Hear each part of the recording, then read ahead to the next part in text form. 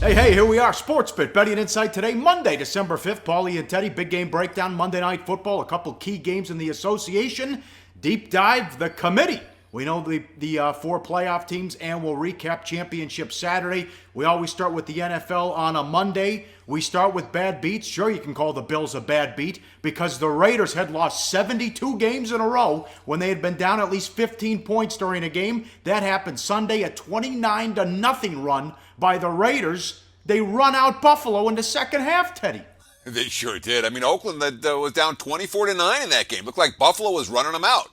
Final score, Raiders 38, Bills 24. Well done, Rex Ryan. way to coach 60 minutes. I mean, Khalil Mack took over that football game.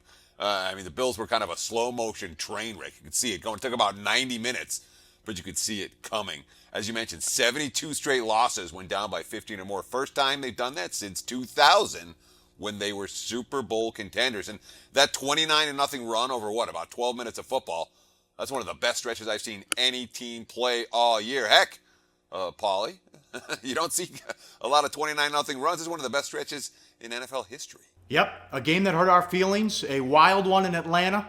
You got to be kidding. The Chiefs get a defensive touchdown. They return the two-pointer for a touchdown. They score a touchdown on a fake point. We ran down all the stats on Friday's show. Look at the stats in the last 5 games. How are the Chiefs doing this? And Andy Reid is this, Mr. Fake Play guy now.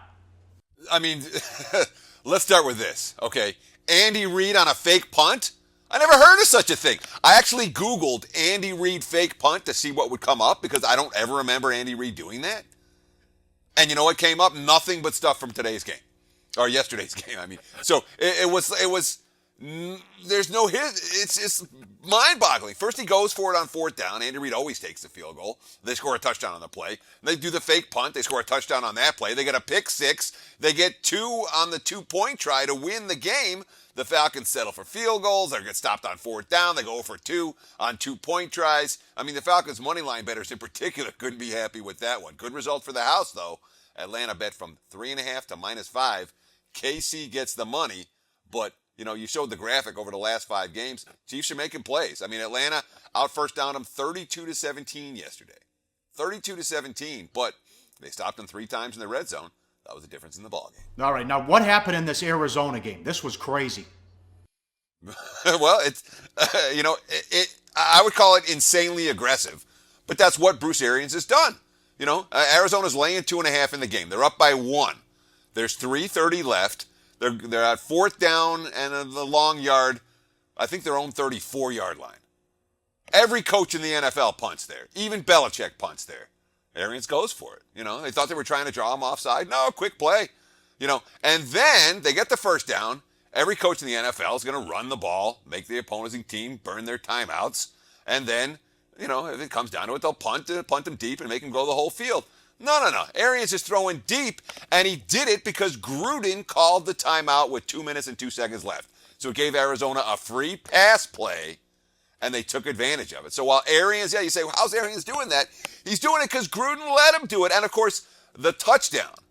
The Redskins were in 3-deep coverage. You're supposed to run the ball when they're in 3-deep coverage, and you damn well aren't supposed to be able to throw it over the top.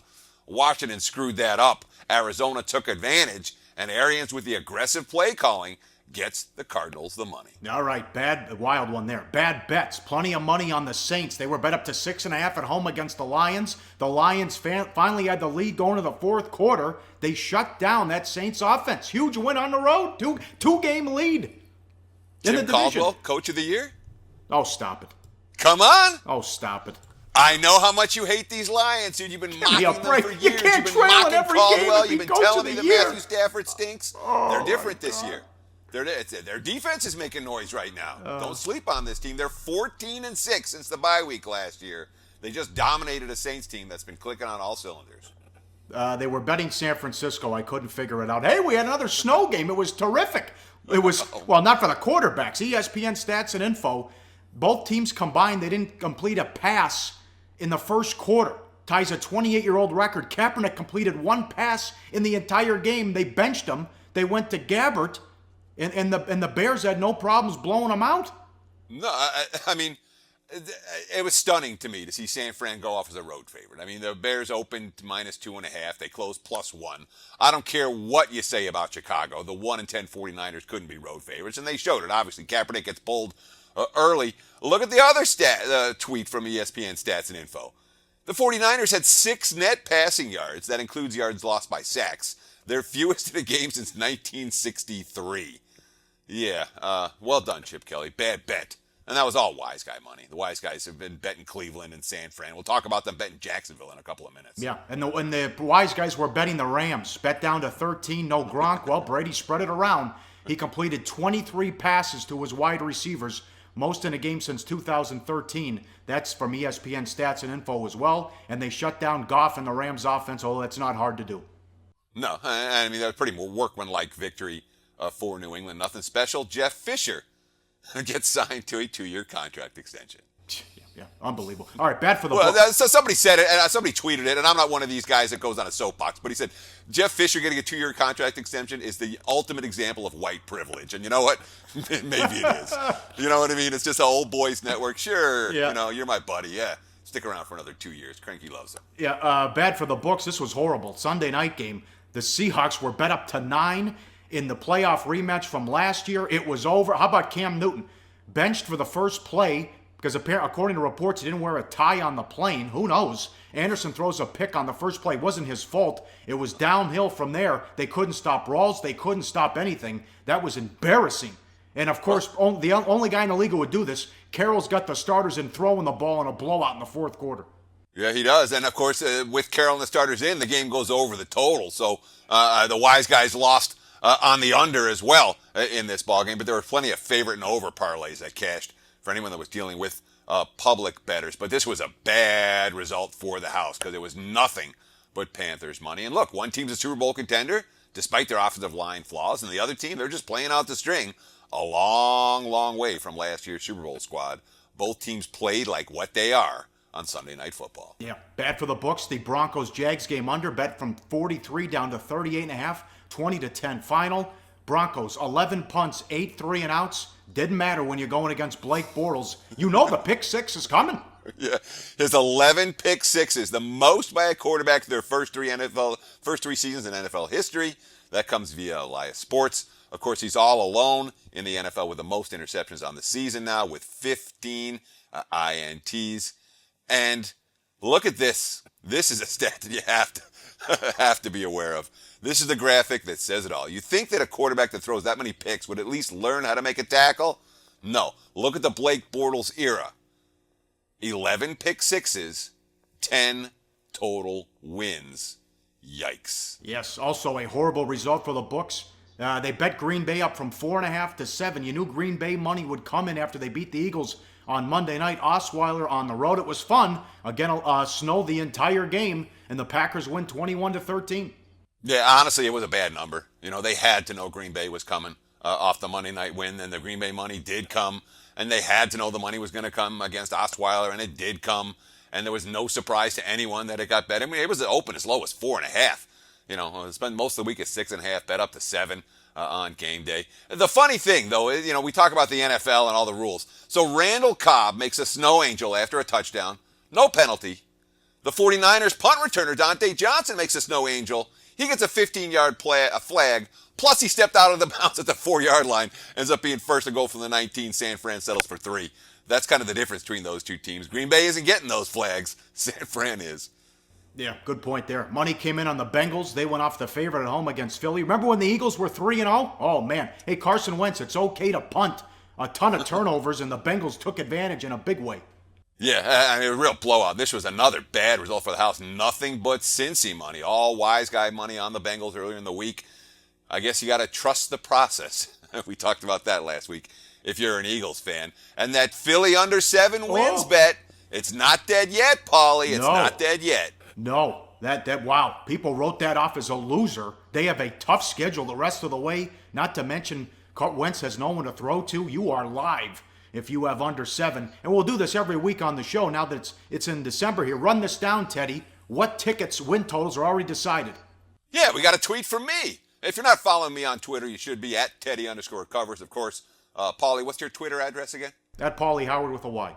Yeah, exactly. Not hard. At Pauly Howard. Follow us on Twitter, especially, tons of good info. And of course, we tweet out the links to the show every single day. All right, NFL season win bets that are already determined. There's still 4 weeks left in the season. We've got a good handful of unders. The Bengals under 9.5, that's a winner. Browns under 4.5. This is if a team wins out. It doesn't matter. Cleveland wins their last 4 games. They're still going under 4.5. Jaguars under 7.5. That's already cashed. Panthers under 10.5. That's already cashed. 49ers under 5.5. That's already cashed. The Arizona Cardinals under 10. That cannot win. The over 10 cannot win. Unders already in the pocket. For the overs, only a handful of them. We got the Raiders over 8.5. That's a winner. Cowboys over 9. That's a winner. Lions over 7. That's a winner. But there's a bunch of teams that are on the cusp. We'll talk about this. It's a good feature to bring out on Mondays. Talk about these season win bets, considering that we spent all summer talking about these NFL teams and these win total numbers. Good thing to come back to it here in December when all of that summer work comes to fruition and you start to put some money in your pocket from these wagers. I'm going to laugh when the 49ers lose 15 in a row and they don't get the number 1 draft pick. Because the Browns won't win a game. Big game breakdown up next. Monday Night Football and 2 key games in the association. We know the playoff. We'll go look at some early numbers and we'll recap the weekend in college in the deep dive. That's next on SportsBit. Betting Insight today on SBRpicks.com. Go to SBRodds.com. Browse, compare, and shop live odds available at top online sportsbooks. Back on SportsBit, Pauly and Teddy, Betting Insight today. Big game breakdown. As always, live odds, sportsbookreview.com. Monday Night Football. Colts hit the road to take on the Jets. Indy 2, 48.5 the total. Look at this graphic. Jets run the ball better than the Colts. Jets defend the run better than the Colts. Jets defend the pass better than the Colts. But luck against Fitzpatrick is where you have the mismatch, Teddy. Yeah, and it's a pretty big mismatch when you look at the stats, and it's a bigger mismatch when you look at the results. Andrew Luck's winning games for his team.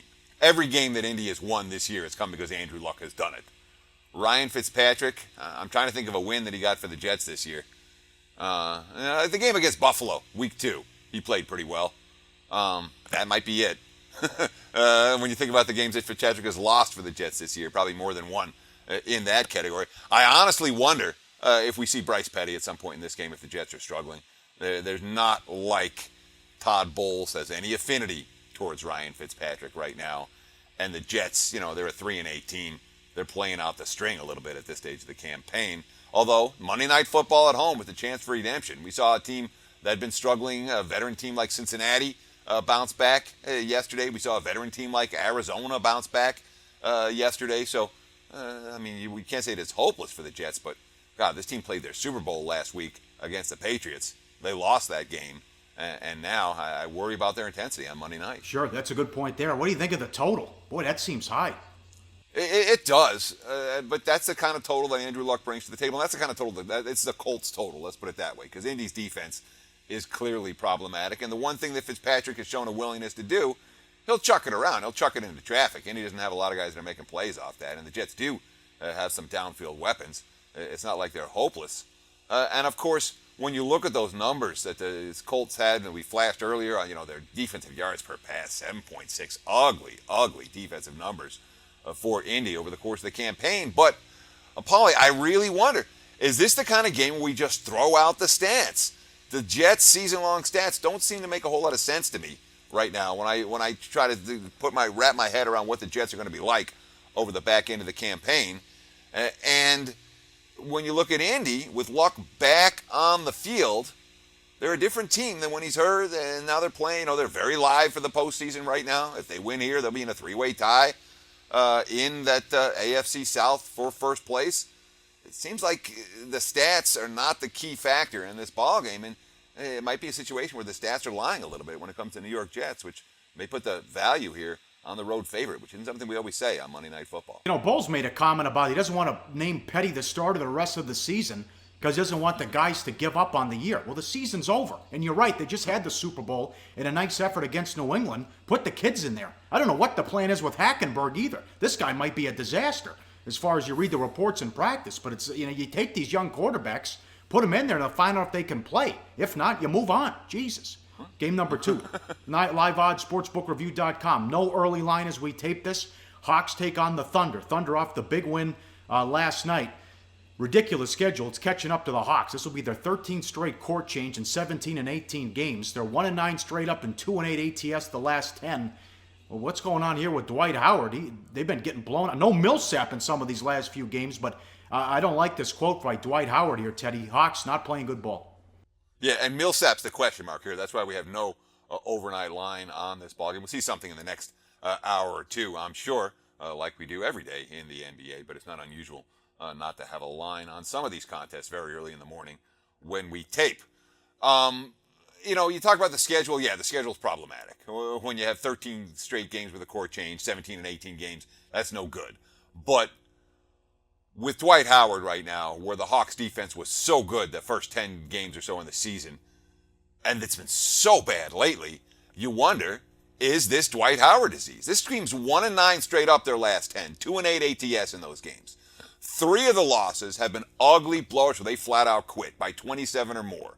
Last year, Atlanta, number of losses by 27 points or more, they had a big fat goose egg. All right. Last 2 games, they're minus 80 on the scoreboard, minus 73 against the spread in 2 games. Here's the Dwight Howard quote you were referencing. We just have to stop getting frustrated with each other. We're going to make mistakes. We're going to have tough situations on the floor, and it showed. I think we need to do a little better job holding our composure and understand that it won't be like this the whole season. Things will get better. We just have to stay with it, stay together, and keep our heads high.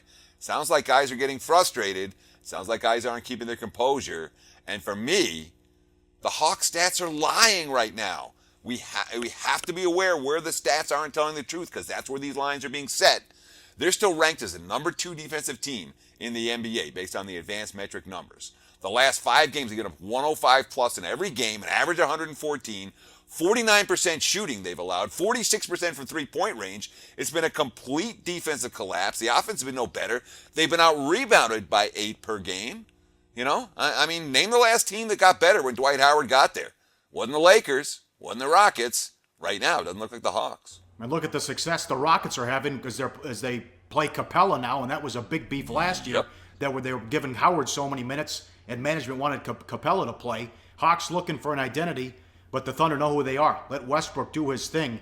Number 3 in NBA in rebounding, favored to end up number 1. He's number 2 in points and assists. The workload might wear him down, though. 35 minutes per game, 5 straight triple-doubles. He's averaging a triple-double on the season. The 5 straight triple-doubles, most since Jordan in 89. A 6'3" guy is averaging 10.5 boards a game. It's insane.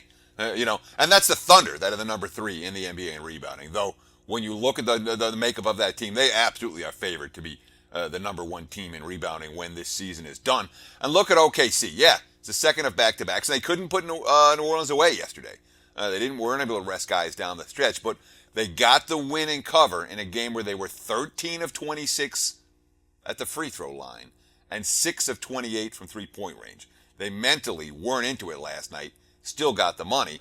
They're mentally not into it tonight, and one would think that after getting embarrassed twice in a row, Atlanta comes with some effort. If they don't here, it's clearly problematic for a team that has played pretty bad basketball for the better part of the last month. One more in the association, live odds, sportsbookreview.com. Spurs hit the road to take on the Bucks, who are playing great ball. Bucks plus 5.5, 206.5 the total. The Greek Freak against Kawhi, a next generation matchup, and here comes the Greek Freak. Throw this up there. Points per game, 22.4, 8.6 boards, 6.1 assists. He's 5th in blocks and 2nd in steals. They're great when he's on the floor. They struggle when he's off the floor. And they've been competitive at home, and it's hard to blow them out. And the Spurs are going to have to win by margin, which is asking a lot. Sure is. The Bucks are 7-4 at home. Their only loss by more than 6 points came on opening night. They beat the Cavs here. They took Toronto to the wire here. They lost to Golden State by only 3 on this floor. They're playing good teams tough. And this is what Jason Kidd is saying about his emerging superstar. Quote, I think we're in the early stages of seeing where he can take us and what he can handle before we give him everything. We've got to be a little patient. There's a little trial and error too with it, but there's a lot of communication between the two of us understanding where we're trying to go. What he's done is he's shown he can handle a lot right now. The model, you look being around some of the best in the world, and LeBron and Dirk, man, Wouldn't it be cool to have those two combined as one player? That's the Greek Freak potential. And Jason Kidd's a guy who knows a little bit about maximizing your potential. You know, he was a pretty good NBA point guard for a long, long time and took teams that weren't that good to the NBA Finals. And it's great when you can learn under Pop. You look at Parker, Ginobili, and Duncan. Leonard already has a court presence of a 10-year vet. Plus, he doesn't have to carry the workload. Big reason why they're 11-0 on the road. And maybe Pop rests some of these guys, too, because the schedule's tough coming up. Well, yeah, I mean, look, when you talk about who raised Kawhi Leonard, you know, Pops, Duncan, Parker, Ginobili, the best you can get to be trained in how to win at the NBA. So, yeah, he does have the court presence of a 10-year veteran. And San Antonio isn't 11-0 on the road by accident. Besides the fact that he can dish it off, I mean, when they need to score, he's the go-to guy. There are no questions on this team. He nailed a 20-footer to beat the Wizards by a bucket on Friday. But you talked about the questions about Pops. He's been sitting guys randomly, it seems.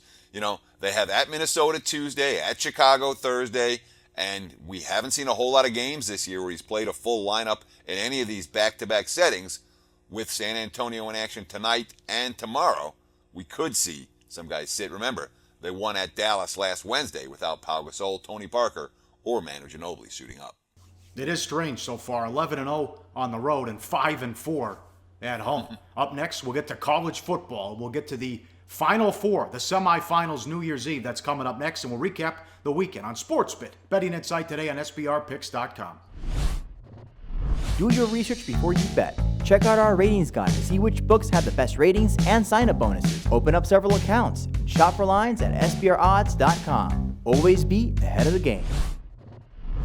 Wrapping it up on SportsBit, Betting Insight today, Pauly and Teddy. Time for the deep dive. I think the committee got it right with the 4 teams that'll play in the semifinals. Teddy doesn't care. Just give us games to talk about. Give us games to break down.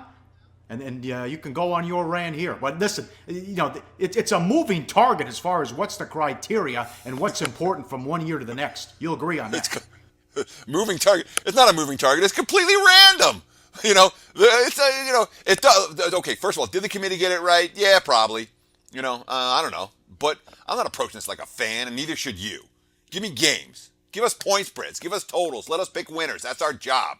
The committee's job is to pick the 4 playoff teams using whatever arbitrary criteria they choose to use. Do I care that Washington got in and Ohio State got in and Penn State got left out? Not even a little bit. And given that the committee has no actual metrics, how do we criticize them? Their job is to make money for the networks. Their job is to give the public the games they want to watch. Everything else is just window dressing, complete nonsense, much like the committee members trying to explain their decision-making process. Sure. Early bowl lines, we'll preview each and every one of the bowl games right here on SportsBit. No one else is going to do that. We'll talk about every game coming up. And we've seen some live movement already here, Teddy, with some of these games. Yeah, we sure have. All right. There are half a dozen games where what I'm going to call a mature market already, where multiple books have had numbers up, bettable numbers up, and the bettors have already gotten in. These lines may well still move, but here's the graphic. It'll show you the lines that we have. Michigan, 6.5 over Florida State. Alabama, 15.5 over Washington. And again, these are consensus lines. You can find still Michigan -7 or Michigan -6. Alabama's from 14.5 to 16.5. Ohio State's pretty much down to 3 against Clemson now. Wisconsin, 7 against Western Michigan now. USC, 7 against Penn State. Oklahoma, 5 against Auburn. Now, we've seen early money on all of these games. The very first bets came for Florida State against Michigan. They came for Alabama against Washington. They came for Clemson against Ohio State. Western Michigan took money against Wisconsin. That was +7.5 down to 7. Penn State took a little bit of money. And Auburn took a little bit of money. So that's the very first lines and the very first line movement. But as you mentioned, all 40 bowl games, each and every one of them will be previewed right here on SportsBit. We crushed bowl season last year.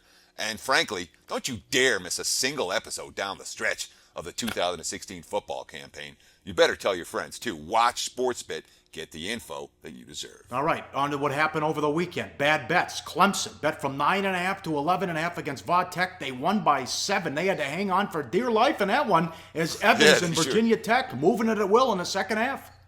Yeah, and remember, the Tigers led by 3 touchdowns in that game. but the defense couldn't hold. I mean, the Hokies' touchdown with less than 6 minutes was the last score of the game. You could say Virginia Tech came through the back door against Clemson, but that was a good result for the house. Clemson bet up from 9.5 to 11.5. They did not get the money. Boy, was West Virginia flat. 17.5-point favorite against Baylor. They're lucky they won. Yeah, they really were. I mean, and I was glad. You know, this is what research. This is why we do, at least for me, I get to do this full time. So I spent all day looking up stuff, running stats, and finding good information. I've read an article from Morgantown last week talking about there were some quotes indicating they might be a little bit flat, and they were flat as a pancake. You know, a bet that you lose saves 1.1 units. A bet that you win gains only 1, so avoiding a loser is actually 10% more important to your bankroll than picking a winner. Baylor, the right side there. The bettors got West Virginia wrong. Another bad bet, the SEC championship game under. Oh, my God. 8th straight year this game has gone over. We told you on SportsBet Thursday about all the injuries with that Florida defense. Yeah, I mean, Bama cashed the over all by themselves. There was never in doubt, and there was no shortage of championship game money under because no one could figure out how Florida was going to score. Florida didn't need to score. Bama did it by themselves. All right, bad for the books. I don't know how many people actually took Louisiana Tech, but Western Kentucky scored late to get the money. Oh, yeah. I mean, it would have been a bad beat for Louisiana Tech backers if there were any Louisiana Tech backers. It was a terrible beat for the books. Western Kentucky bet from -7.5 to -12 over La Tech. We had the over here on SportsBet. That was nice and easy. 102 points scored in the game, but the bettors didn't have the right side. Tech led outright in the second half. Western Kentucky scores on a 13-yard touchdown with 58 seconds remaining on the clock. That's the only time in the game the Hilltoppers ever cover the number, but was the most important time of the game to do that. Bad for the books, the Mountain West Conference title game. It was cold in Laramie, and they bet the total from 62.5 down to 58, 27-24 final. Sure, there was a lot of Wyoming money in that game as well. So the combination of Wyoming and under was a bad result for the house. Neither team got to 350 yards of total offense in that one. And one more, Friday night, they bet Washington up to 8 over Colorado. They blew them out, won by 31. The Buffaloes fought hard, but when Lufau got hurt, why'd they bring him back in? He couldn't plant. I think he completed 3 passes. He kept throwing interceptions. And I'll tell you, this is something to watch when Washington plays Bama. Browning was horrible for Washington. The Browning was worse than horrible. I honestly think he was worse than he was in the USC game when they lost 26-13, but that's twice he's faced quality defenses, and twice he's looked like a deer in the headlights. And yet, Washington still wins and covers with room to spare. Bad result for the house in that game. The Huskies took a lot of wise guy money. All right, 29-18 run with the play of the day. A couple tough losers. We had the Falcons and the Badgers. Wisconsin can't hold a 28-7 lead with that defense? Come on. Oh, hey, let's give Penn State credit for that. Yeah, that was a good really comeback. well. No doubt about it. All right, money time, play of the day. Back to the association. You take it away, sir. Sure, let's look at game number 713, the Milwaukee Bucks plus 5.5. I'm going to put my money where my mouth is. I said the Bucks were the number 1 undervalued team in the NBA right now. Here's a chance for them to prove it. Take Milwaukee plus 5.5. Home dogs against San Antonio. I say they give them a game. That's our play of the day. All right, excellent. Fun show as always. Jimmy Vaccaro, the Deep Dive Tuesday, Monday Night Football recap, NFL line moves, and I'm sure something will happen with the bowl games as well. We'll talk to you then on Tuesday. SportsBet, betting insight today on SBRpicks.com. Thanks for watching.